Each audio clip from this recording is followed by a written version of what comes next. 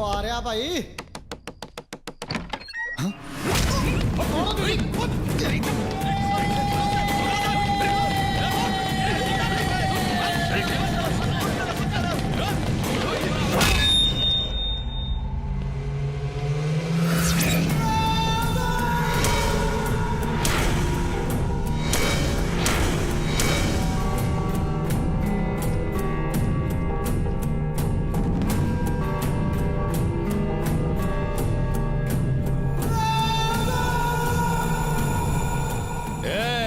ये कोलकाता तुम लोगों के हाथ में है, इसलिए तुम्हारा हाथ आज मैं काटूंगा, देख लेना।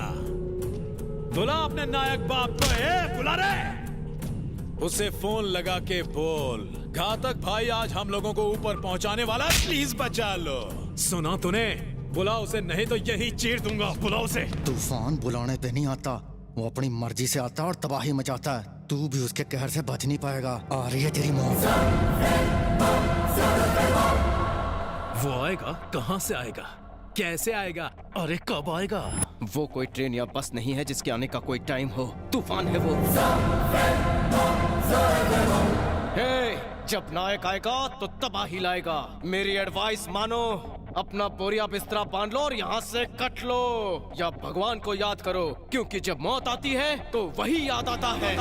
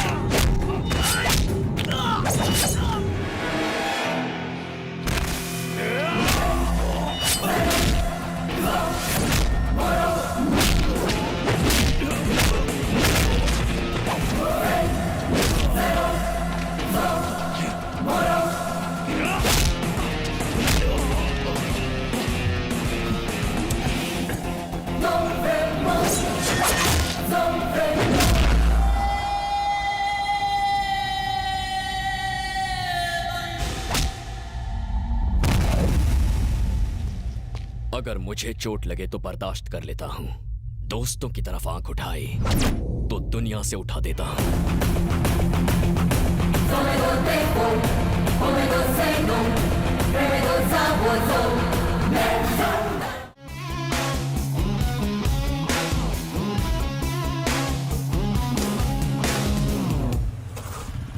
साहब चल आगे चल। अरे भाई साहब, इन लोगों को पैसा नहीं देना चाहिए। आप इनके बारे में कुछ नहीं जानते। भोली सूरत बनाकर भीख मांगते हैं और रात को फुटपाथ पर बैठकर जुआ खेलते हैं और चरस पीते हैं साले। भीख मांगकर डांस बार में जाते हैं और लौंडिया के ऊपर पैसे उड़ाते हैं। जितनी तुम्हारी सैलरी नहीं होगी उससे ज्यादा इनकी इनकम है। समझ गए ना भाई साहब? क्यों बे, तूने कभी इनमें से किसी को काम दिलवाया? पागल हो गया क्या? इन भिखारियों के लिए मैं काम ढूंढते बैठूंगा तो मैं खुद भिखारी हो जाऊंगा। इनकी भी मजबूरी होती है, कोई खुशी से नहीं करता। हाँ दे दे। ये ले। तुझे तो बुखार है, जाकर आराम कर, भीख क्यों मांग रहा है? इतना भी बीमार क्यों ना रहूं, काम तो करना ही पड़ता है, वरना वो मुझे मार डालेंगे। वो कौन? दामू सेठ। बुखार है? डॉक्टर के पास जाना है? सर्दी बुखार सर दर्द जिंदा हो तब तक, मरने के बाद छींक भी नहीं आएगी।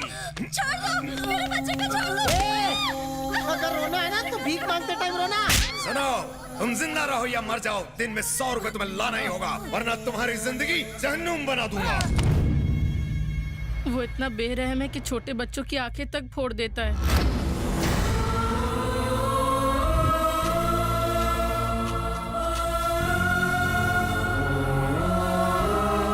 ये बहुत अच्छा डांसर था भैया, बड़ा डांसर बनना चाहता था, लेकिन सेठ ने इसका पैर काट दिया।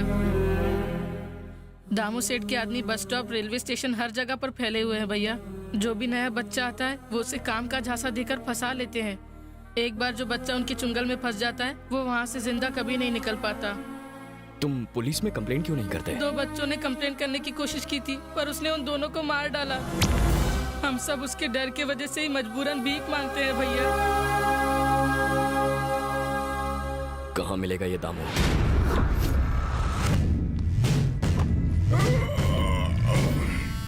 तुम सब क्या मेरे बाप की शादी में आए हो या फिर नाइट ड्यूटी वाले हो?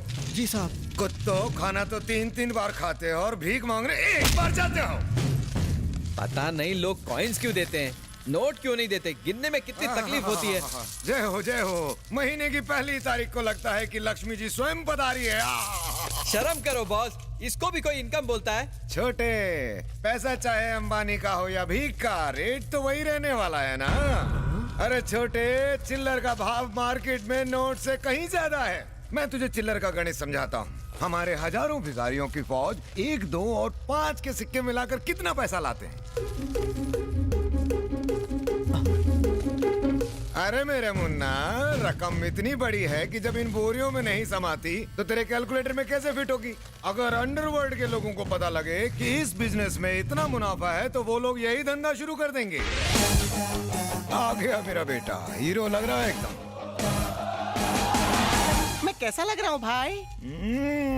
मैं 50 करोड़ रुपए लगाकर फिल्म बनाऊंगा और उसमें तुझे हीरो बनाऊंगा। अगर मार्केट के सारे भिखारी भी फिल्म देखेंगे तो सुपर हिट। मुझे हीरो नहीं बनना है, गाना और फाइट मुझे बोरिंग लगते हैं। मुझे विलन वाले कम पसंद है। तो इसमें नया क्या है? मेरी पर्सनालिटी पे वही सूट करता है। कौन है तू? अरे मार क्यों रहा है? अरे बस कर। अरे क्या कर रहा है? वो मर जाएगा। मैं चाहता हूँ ये मर जाए। मेरे एरिया में घुसकर मेरे बेटे को मारता है कौन तू? मैं कुत्ता नहीं जो तेरा इनविटेशन लेकर आऊं, शेर हूँ। तू अपने बेटे को मार खाते नहीं देख सकता, तो फिर कोई माँ बाप अपने मासूम बच्चों को भीख मांगते कैसे देख सकते हैं? फिक्र मत करो, अंधा हो जाएगा और दर्द भी नहीं होगा। रोने पे ध्यान मत दो, अंधा कर दो। बहुत भारी पड़ेगा तुझे, छोड़ दे मेरे बेटे को। तू क्या मदर टेरेसा का शिष्य है जो इन भिखमंगों का मसीहा बन के तू यहाँ आया है? चढ़े, पता इसे कौन हूँ मैं? ये पूरे शहर में दामू सेठ का राज है। ये बूढ़े बच्चों के हाथ पैर काटकर उनसे भीख मंगवाते हैं। और तू तो कितना चिकना है, तुझे तो भीख भी नहीं मिलेगी। चल निकल यहाँ से। बना दो इसे भी भिखमंगा।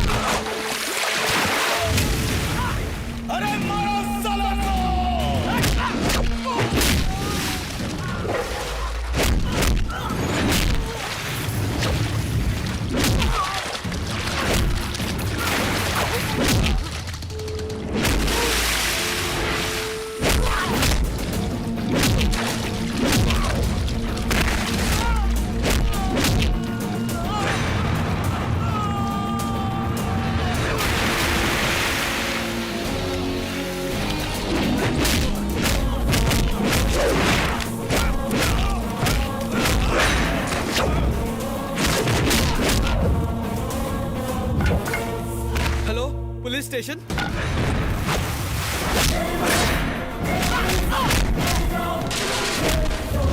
इंसानों से जानवरों जैसा सलूक करता है।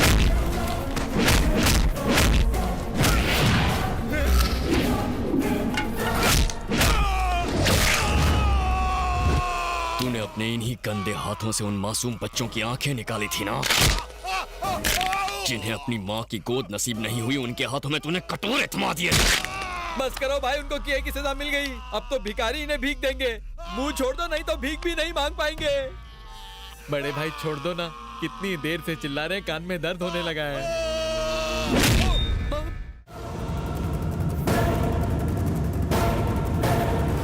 तुम में से भैरव कौन है? मैंने पूछा, भैरव कौन है?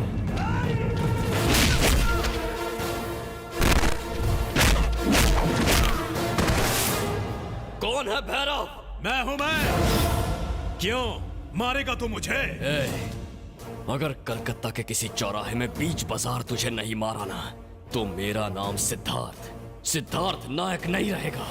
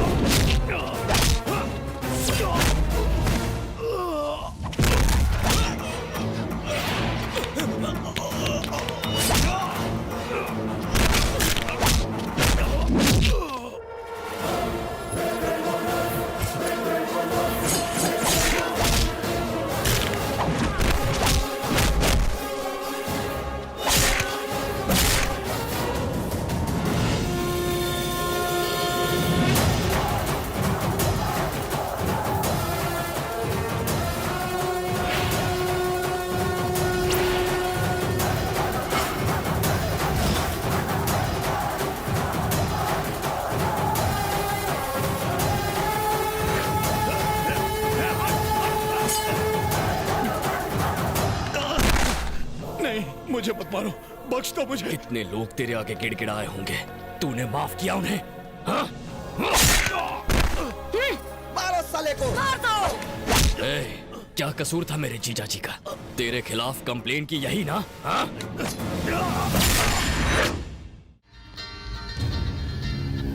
हेलो, सुन नायक, तू कोलकाता के आवाम से बहुत प्यार करता है ना, तो फिर कोलकाता स्टील में 10 मिनट में आ जा, वरना सैकड़ों स्कूल के बच्चों को हम बम से उड़ा देंगे। जल्दी आ जाना बच्चे। साले।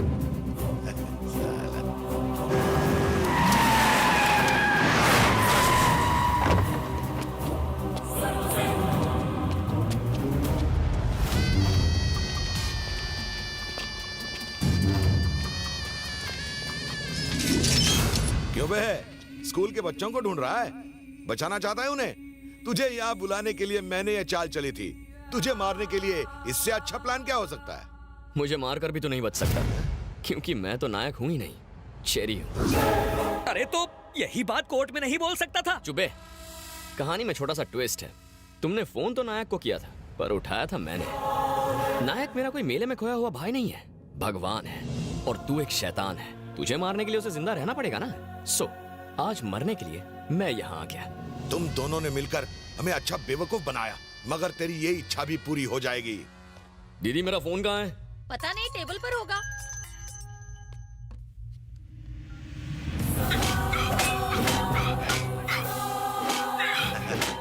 क्यों नायक, चेरी मरने जा रहा है? आकर बचा ले अपने डुप्लीकेट को। मैं 10 मिनट देता हूँ, वरना उसकी बॉडी ही ले जाना। पहला गया, अब दूसरा जा रहा है। ये नायक था या खलनायक? अब मुझे क्या पता? What? मुझे डाउट है कि वो गुस्से में नरपत को मारने गया है।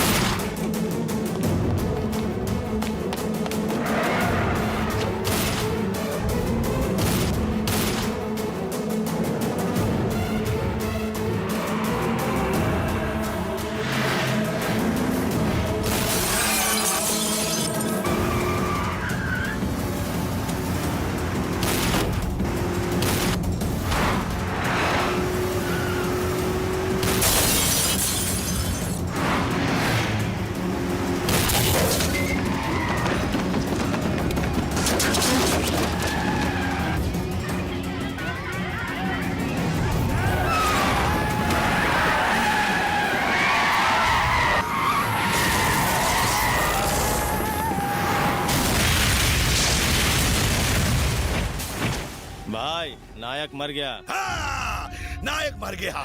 मर गया साला।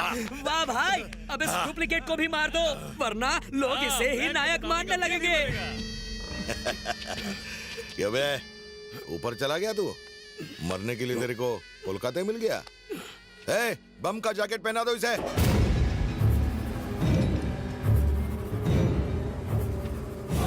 Happy death day.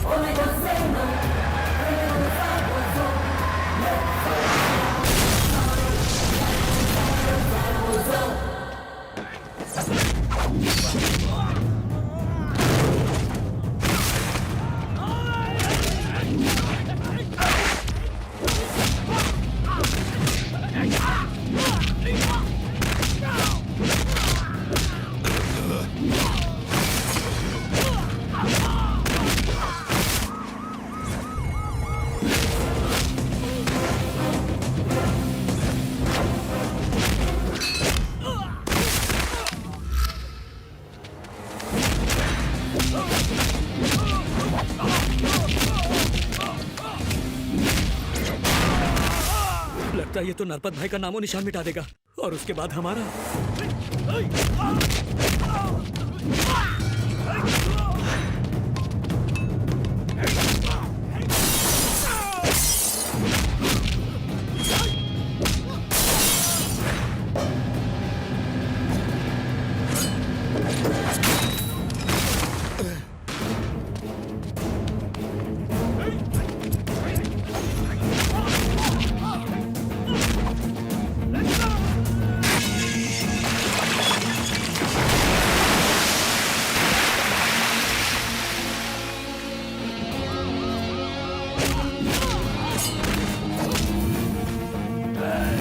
तूने सिर्फ कलकत्ता के रसगुल्ले खाए होंगे, तुझे मुंबई का वड़ा पाव खिलाता हूँ।